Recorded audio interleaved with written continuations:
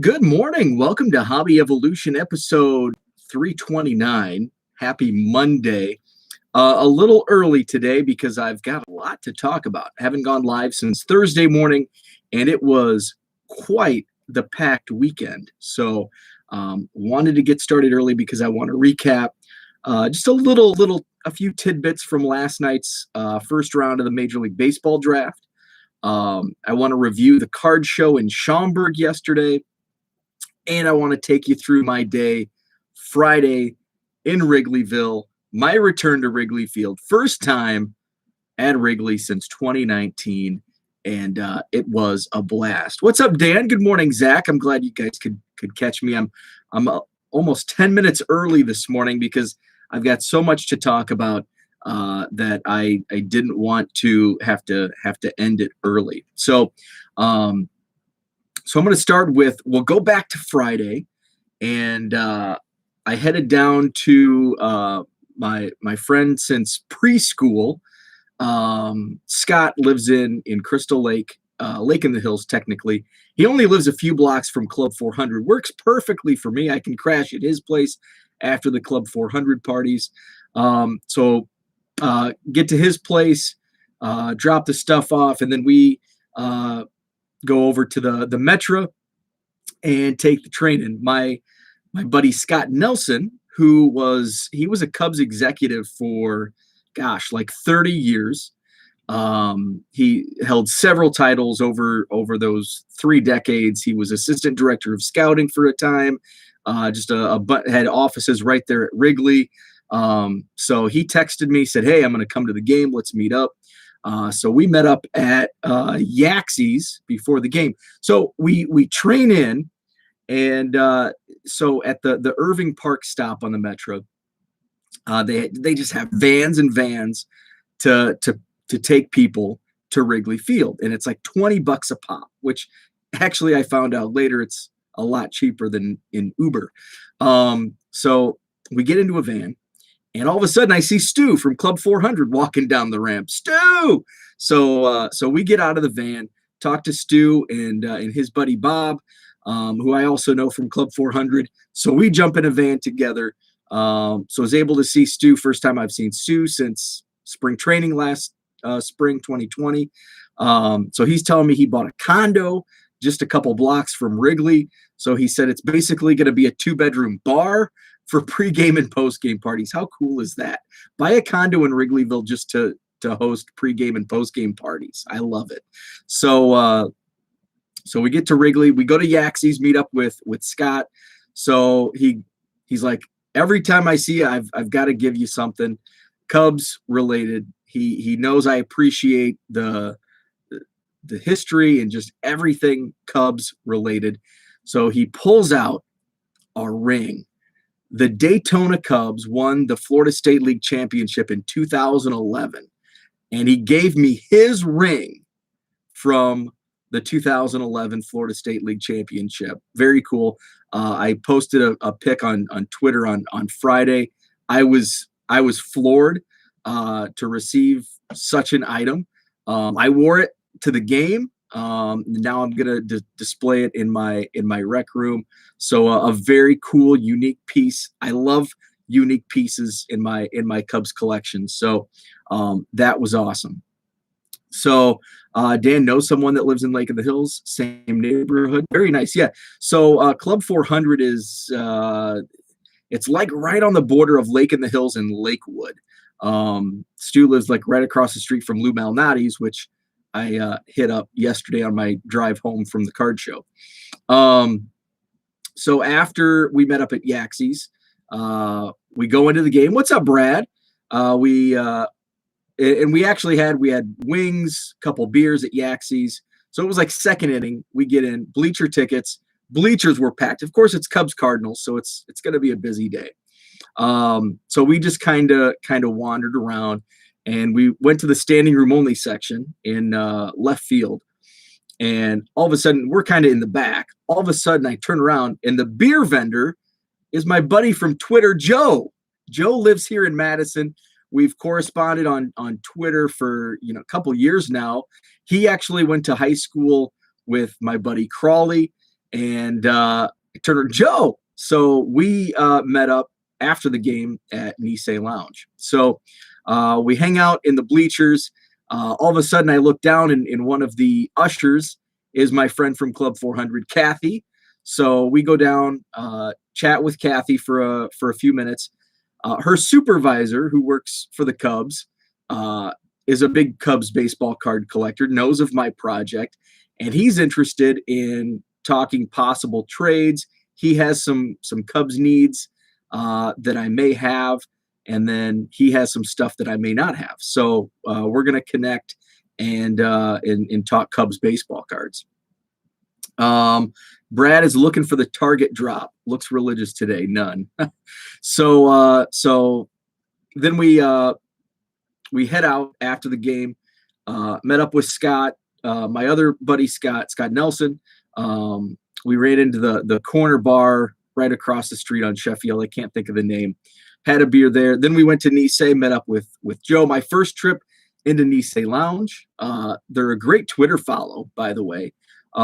So we hung out at Nisei, and then took the train back, got some pizza, Domino's pizza, quick and easy, and crashed. My wife says, so what how late did you stay up? I'm like, oh, we were back at Scott's like just after 9, ate pizza. I was asleep by 9:45. But it was a full day. Like I was feeling it on Saturday. Our Cubs vendors contracted are part of the Cubs. So they are they're a third party. So they are vendors are contracted out. The vendors are contracted out, but then like the ushers are part of the organization. So that was the Cubs. They won. It was an awesome game, 10-5. Lost on Saturday, rained out yesterday. But the game we went to, 10-5 win, lots of runs. That's always fun. So it was a good game. So that was so Saturday. I drove home Saturday and just kind of took it easy. Did a few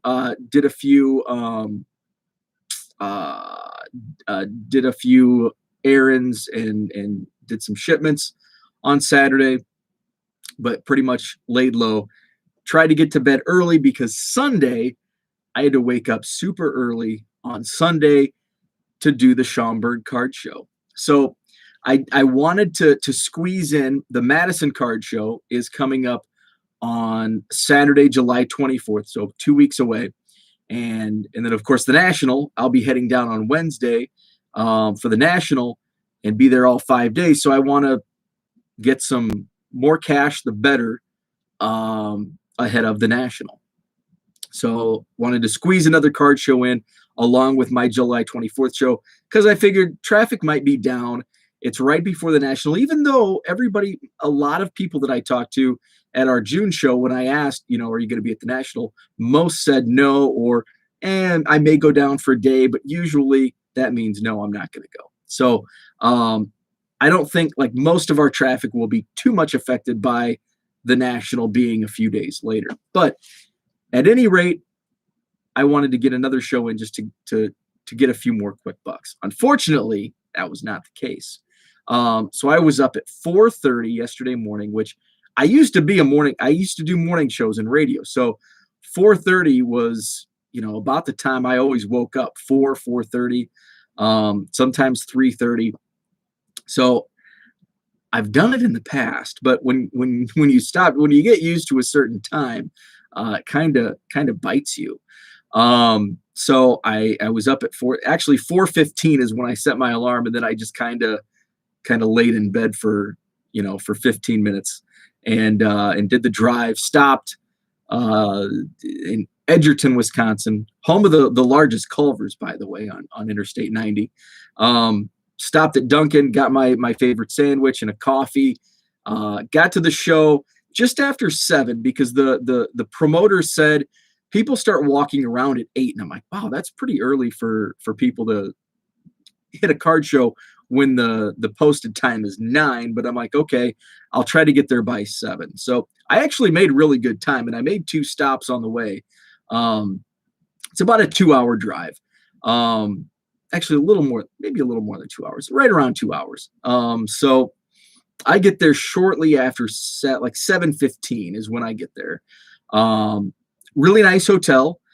So they have the show set up in basically 2 rooms plus a hallway, but it's not. I actually I don't like shows that are broken up like that, but this kind of worked. Some shows it's like a maze to find the vendors, but this was, everything was right there. So you go in, so you walk in, if you come in the front door, you take a right, and like you can see there's a sign out front, but then you can also see down the hallway there were several tables, 3 vendors, myself, another bargain box who had 3 or 4 tables, and then the wax guy across from me had 3 tables. So you could see all of that like as soon as you walked in.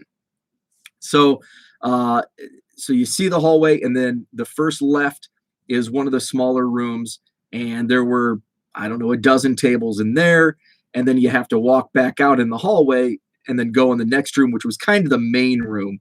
Um, and there were, several more tables, there 20 tables maybe there. So I think 40 tables altogether at the show. So even though it was broken up, I did like the actual setup. So he was right. People were starting to walk around like at 8 o'clock, and I had made like 5 sales by 9 o'clock, and I'm like, hey, this is looking good.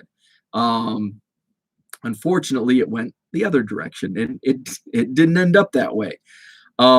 So it was interesting. So it was there was a great variety, and I say it was similar to what our shows are here in Madison, where you've got some bargain boxes, you've got some vintage, you've got slabs, just a little bit of everything.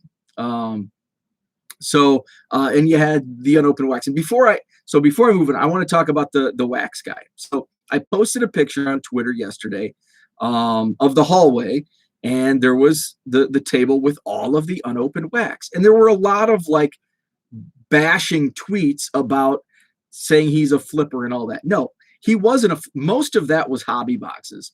90% of that was hobby. So it's no different than one of us buying a bunch of hobby boxes and then selling it at a card show. So technically I consider that flipping. Every table in there is a flipper. Like at one time they bought a card and now they're selling the card. That is technically flipping. Now, I know you can go deep in the weeds and talk about, well, flippers hang out at Target and whatnot, but technically everybody that sells a card is flipping it, because whether it's a win or a loss, it is flipping. So I wanted to get that out of the way. It was hobby. Not only was it hobby boxes, he was priced lower than the lowest online prices, because he had some pro debut that I wanted. Well, I didn't want, but it was one of those where it's like, oh, I'd love to rip that, because I think I've only opened like 1 box of pro debut. I'm more of a Heritage Miners fan. But he had pro debut boxes from 2020, $75, and I'm sure he probably would have taken 70. Blowout prices, which blowout is usually I always use blowout as the guide, because it's usually the cheapest by about $5. Sometimes there's another online vendor, but if they're not the cheapest, they're within $5, because it's like gas prices down Main Street. Like there may be a cheaper gas, but it's only a penny or two just to slightly undercut the competitor. So blowout's always the cheapest or within $5 of the cheapest. So I looked up 2020 pro debut, $90 on blowout, and they say that's a sale. And the guy was selling them for $75, and that was his list price. He probably would have taken a little bit off, especially because it was pro debut. Like, I don't know if he sold any yesterday, but by the way, he did. One guy alone, I was fascinated by this. One guy alone bought probably over 5,000 in wax, and he did it 1 box. The first box he bought was 1,600. I don't know, it was NT or one of those high end. I don't know any of the high end stuff, but it was one of those high end boxes, obviously, for $1,600 for a box. That was the first box he bought. I know he bought some like Prism Draft. He pulled Trevor Lawrence and Justin Fields. So he would buy the box, and as he was walking away, he was already tearing off the plastic.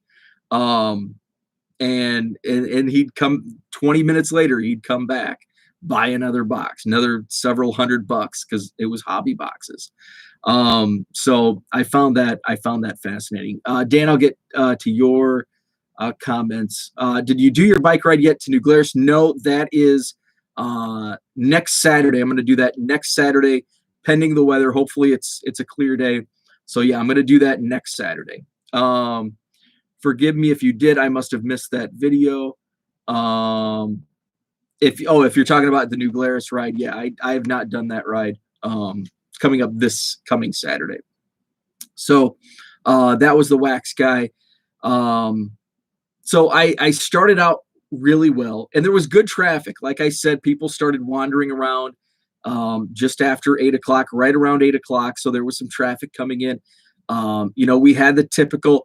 It was very similar to our Madison shows where we get like this burst of people from 9 to 11, and then it just suddenly crashes and it's dead. Now that's how our April and May shows went, where we had like a huge burst in the April and May shows, huge burst from 9 to 11, and then all of a sudden it just absolutely died. And then it just kind of, you'd get some random trickling in of traffic from noon to close at 2 or 3. And that's similar to what the show went. We had people in early, coming in around 8.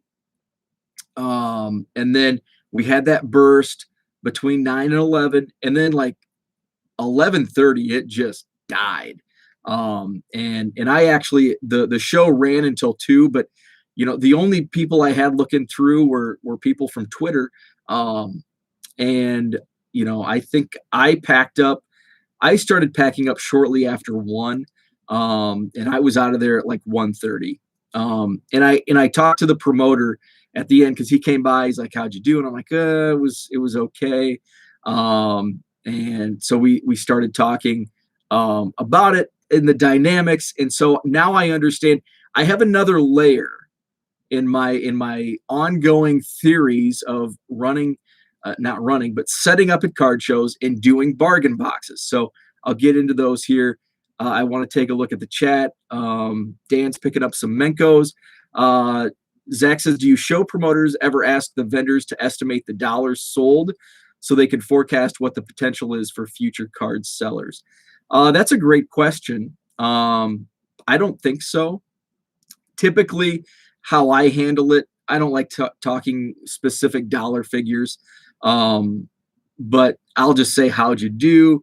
And some people are forthcoming and say, I made X amount. I don't ask for those specifics. And it's kind of, sometimes you can kind of gauge it, just sitting across from the wax guy. Like, I know he made several $1,000s in sales, just overhearing conversation. I know the guy next to me, which I'll get into here in a moment, also had bargain boxes, I think did really well. But that can be just based on traffic and people sitting, that can be deceiving. And so I'll get to that. So with the bargain boxes, I had a couple guys who spent some time at my boxes, but only bought like $1 worth of cards.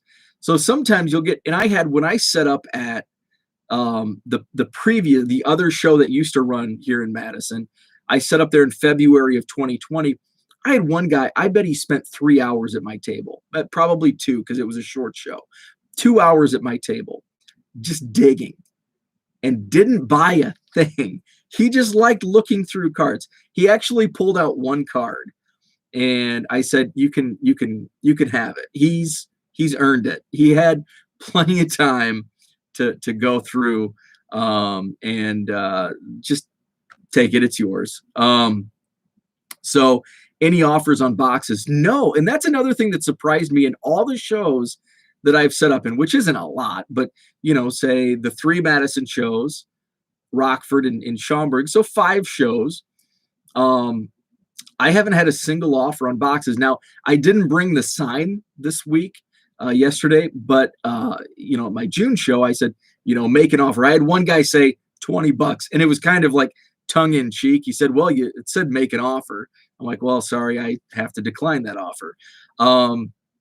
So it's one of those things where some most people aren't comfortable making offers, much like we don't like tables that don't have prices.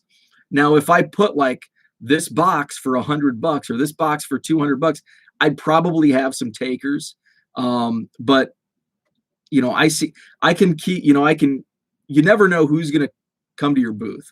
And, there's been cards that I've sold out of bargain boxes that it's like, why would somebody want that? Like I put that in as almost like a test, to see, will this sell? In fact, I was telling somebody yesterday that, at the Rockford show, I had somebody pull out TNA knockouts, which was like it was kind of like the diva version in TNA wrestling. And I had like a whole stack of them, 200 maybe. And I had a guy pull out and he's like, would you do a deal on these? And I said, "Oh yeah." And he's like, "Would you take $20?" And I'm like, absolutely, all day. And it's like, those were cards that I like, there's no way people are going to want to buy these. And sure enough, and I made $20 more than I expected. So sometimes you get those nice little surprises. You never know who's going to come. But then on the flip side, you never know who's not going to come. And that's kind of where I was at yesterday with, the traffic. I had decent traffic. And, I've talked about, is it overwhelming? Are people passing my table because it's not sorted? If I brought less cards, would people decide to stick around longer? And I thought, the first show I did in Madison in April, I only brought 5 or 6 boxes. What's up, Herman? I only brought 5 or 6 boxes. And I had a lot of I had a mix. I had some people who camped and bought, $40, $50 worth of cards. And I had a couple that were just, here's 4 for $1, 5 for $1. But when the next show I brought 16 boxes, it's like all of those small transactions, the small, I'm just going to pick up 4 or 5 cards for $1. Those, I didn't have those. But I had a lot more fill this box for $20. But yesterday I had, I brought, I think I consolidated. I was down to like 14 or 15 boxes because I got some consolidation down, which means I'm moving cards, which is good.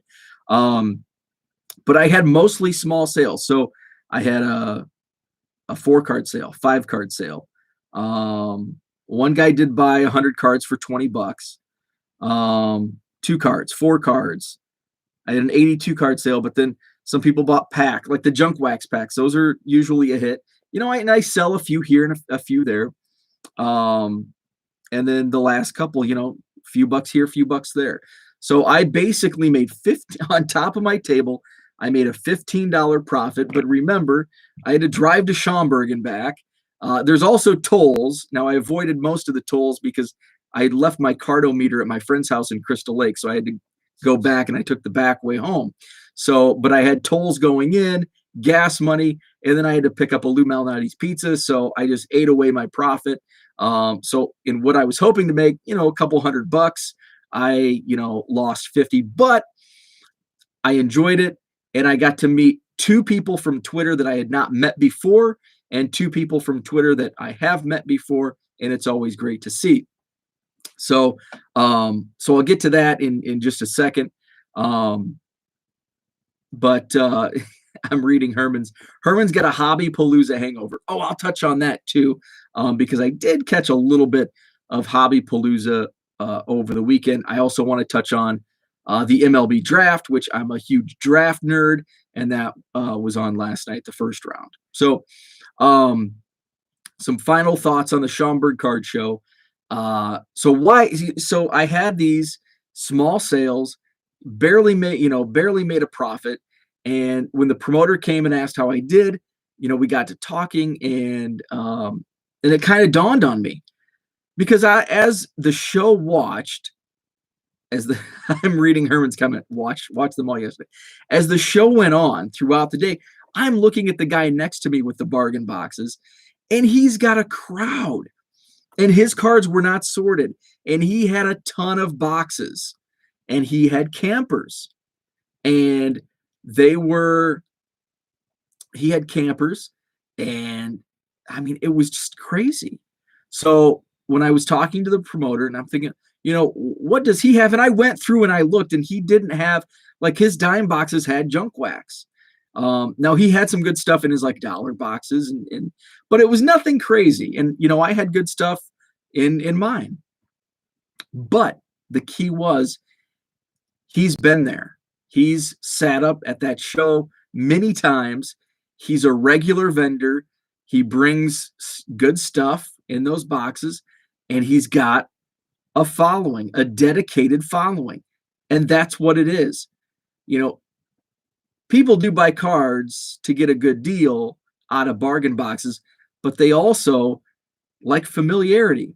I'm a new guy, and they see, I forget his name, who was next to me, but they see him. Hey, I've bought from him before. I love what he has in the boxes. I'm just going to look through his boxes. If I have time, I'll go to this new guy's table.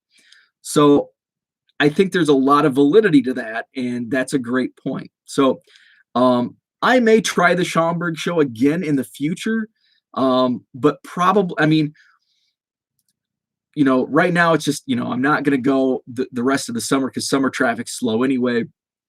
It's just the bargain box. This guy next to me, he's got, the regular diggers, that are going to come fill boxes, buy a lot. They're going to go to him.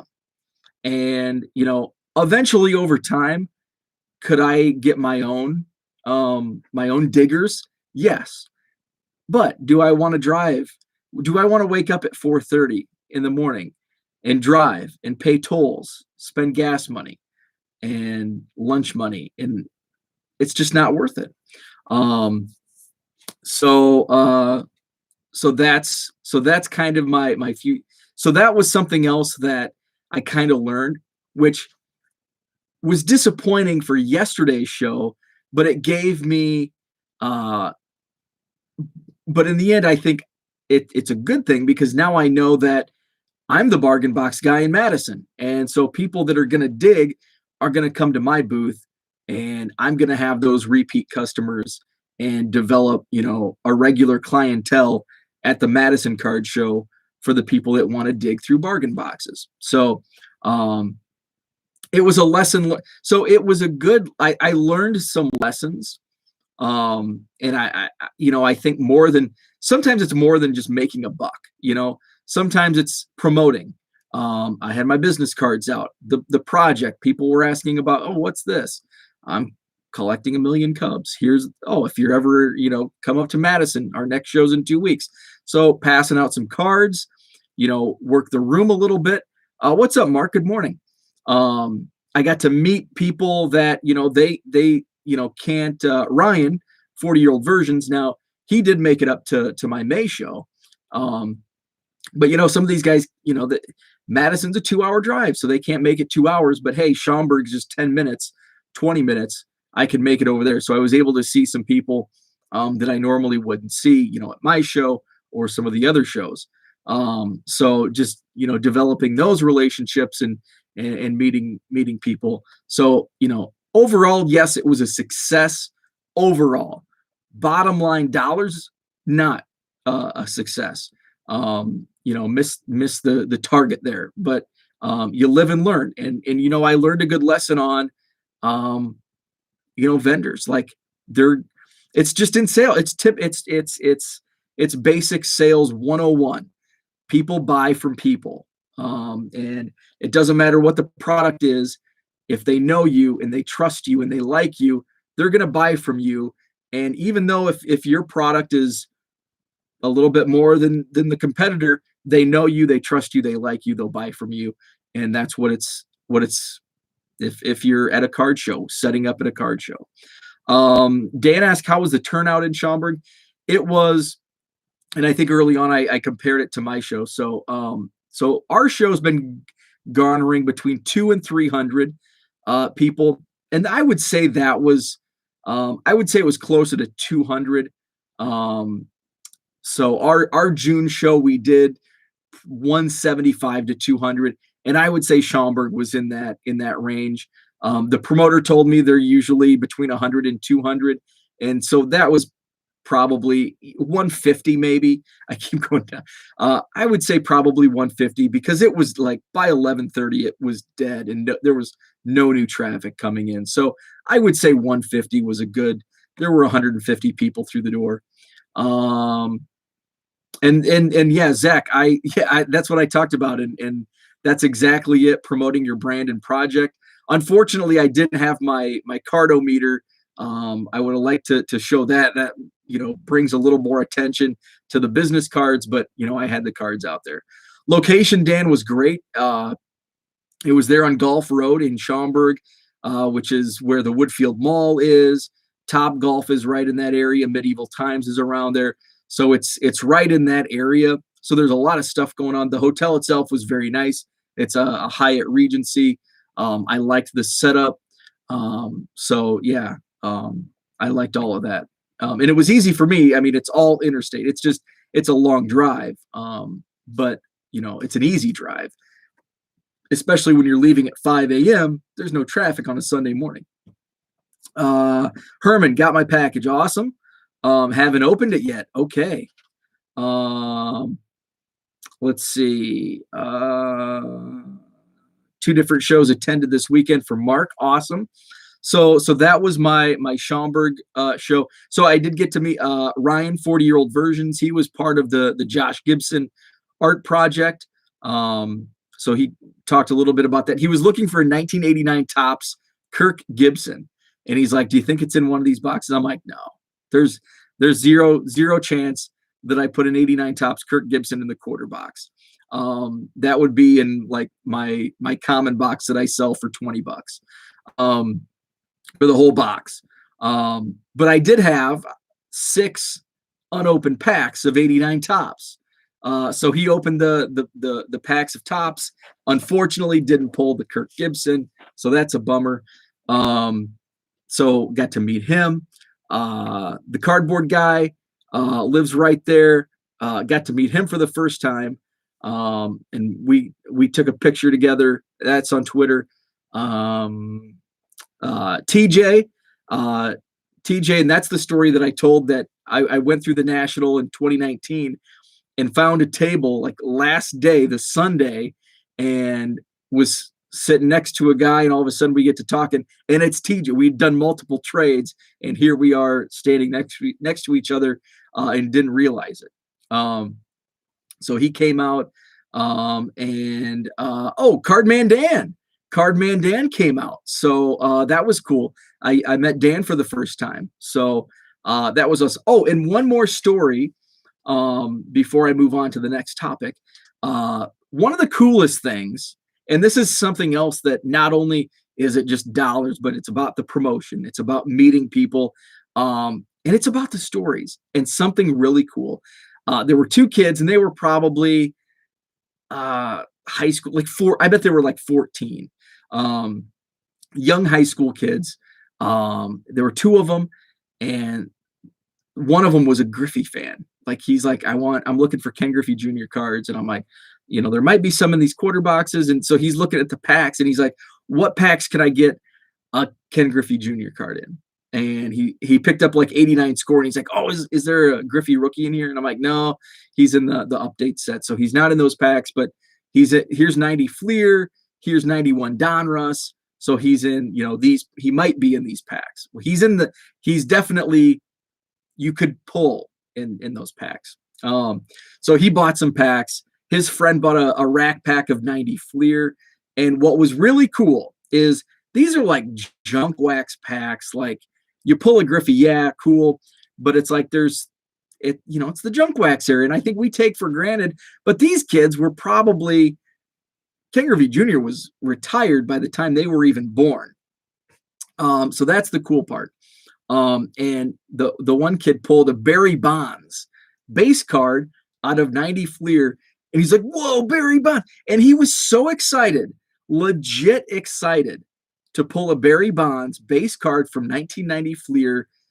And it reminded me of myself at age 8 or 9 in 1990. If I would have pulled a Barry Bonds, I would have been just as excited as this kid here in 2021 who didn't even see Barry Bonds play. I mean, it would have been like, for me, it would have been like, and it's different because of the production and all that, but like pulling a Willie Mays. Like, I never saw Willie Mays play, but I pulled him. But it's just completely different because it's junk wax there, and it was a $1 rack pack. So that was really cool. The other kid bought some 91 Donruss. He pulled a Rafael Palmeiro Diamond Kings, and he's like, "Whoa, what's this?" And I'm like, "Oh, that's Diamond Kings." Diamond Kings, and like just to see the like genuine excitement over cards that are 30 years old and that were massively overproduced and that we like just throw in the garbage because it's like, oh, it's junk wax, it's not worth anything. So that was really cool to see that that excitement from kids coming up. And it's not all like a lot of kids you see that age, like teenage, high school age, they're carrying around slabs, and it's to see like kids opening the same stuff we did at that age 30 years ago is really cool to see that it's not all about this PSA 10 Zion Williamson or whatever. So I thought that was really cool. So Mark met up with Shane Katz at Saturday's show. That's awesome. Cardman Dan and I went to the same high school. Very cool. Dan and Dan. Couple more. Oh, it's almost 7:15. So I'm glad I did go early today. So I'll touch on the MLB draft real quick, and then I've got a jet. So MLB draft last night, first round. I'm a huge draft nerd. I love it. First overall pick was kind of a surprise. Henry Davis, catcher from Louisville. He was a consensus top 5 pick, but I didn't see too many mock drafts that had him number 1, if any, especially over the last month. Marcelo Meyer, a shortstop, was pretty much the consensus for number 1, though it wasn't like a sure thing. It wasn't like who was the number 1. It wasn't a Trevor Lawrence, where, okay, this guy is the number 1, no doubt about it. Like there were 4 guys, 5 guys that could have been the number 1 pick. Marcelo Meyer was basically the consensus in all of the mock drafts, but it wasn't like a sure thing. So it was a bit of a surprise that Henry Davis goes number 1 overall. Mark mentions it in the chat. The Sox scored. They did, because Marcelo Meyer, not only did he not go 1, he falls to number 4, and the Red Sox get Marcelo Meyer with the 4th pick. That's just awesome. That is awesome. I think at number 4 he'll sign. I think he'll pass up that scholarship to USC, and he'll be in the Boston organization. Brad mentions right before the Rangers,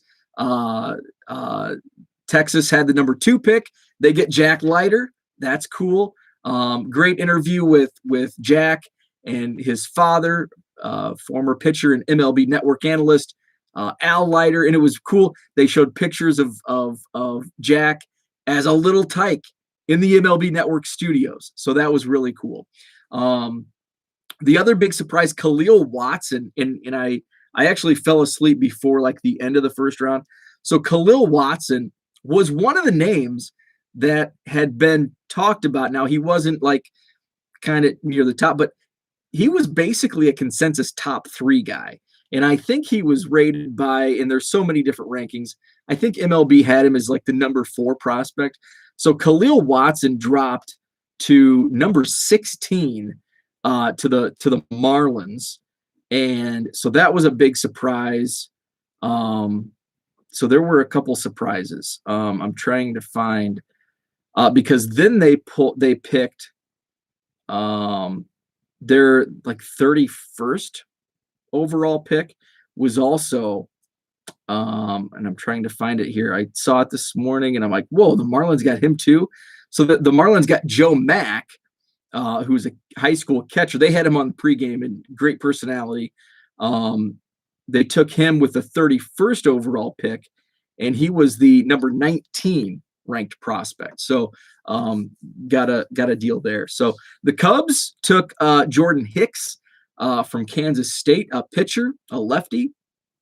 Actually played in the Northwoods League up here for the Rockford Rivets last summer. So that was cool. Good to see the Cubs draft Jordan Hicks. So then the rest of the draft is now only 20 rounds. So of course last year it was 5 just because of the craziness, and now it's 20. But there's a lot less teams now in minor league baseball. So the draft down to 20 rounds. Okay, I've got to run. I'm a bit behind. I agree on returning customers being a takeaway.